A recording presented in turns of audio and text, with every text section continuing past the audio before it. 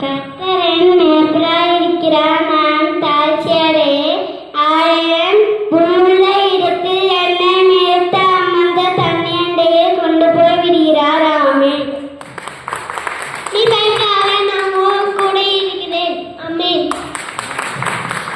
The Lord is my shepherd, I shall not want. He makes me to lie down in green pastures. He leads me beside the still water.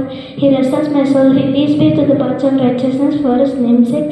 Either I walk through the valley of shadow of death, I will fear no evil, for You are with the Lord in His staff. You comfort me. You prepare a table before me in the presence of my enemies. You anoint my head with oil, my cup runs over. Surely goodness and mercy shall follow you all the days of my life, and I shall dwell in the house of the Lord forever. Amen. இதோ நான் புதிய காரியத்தை செய்கிறேன், அதை நீங்கள் அறியீர்களா? வனாந்தரத்திலே வழியையும் அவாந்தரத்திலே ஆறுகளை நான் உண்டாக்குவேன். ஆமென். பரலோகத்தில் வாசமாயிருக்கிறவரே, உம்மிடத்தில் என் கண்களை ஏறெடுக்கிறேன்.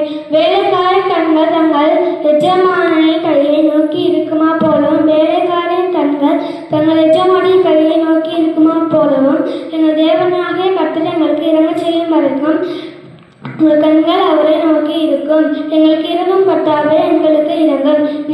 நிந்தனையினால் மிகவும் நிறைந்திருக்கிறோம். சுகஜீவிகளுடைய நிந்தனையினாலும் அகங்காரிகளுடைய இகழ்ச்சியினாலும் மிகவும் நிறைந்திருக்கிறோம். சங்கீதம் 123. இதோ சகோதரர் ஒருமித்து வாசம் பண்ணுகிறது, எத்தனை நன்னும் எத்தனை இன்பமும் ஆனது. அது ஆறுடைய சிசின்மேல் ஊற்றப்பட்டு அவன் தாடியில் வழிகிறது, அவன் அங்கிகளில் இறங்குகிறதுமான எர்மோன் மேலும் சீயோன் பர்வதங்கள் மேலும் இறங்கும் பனிக்கும் நல்ல பனிக்கும் ஒப்பாய் இருக்கிறது.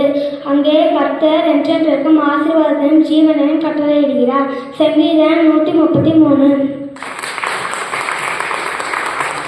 உம்முடைய ஆசீர்வாதத்தினாலே உமது அடியானின் வீடு என்றைக்கும் ஆசீர்வதிக்கப்பட்டிருப்பதாக என்றார். 2 சாமுவேல் 7:29.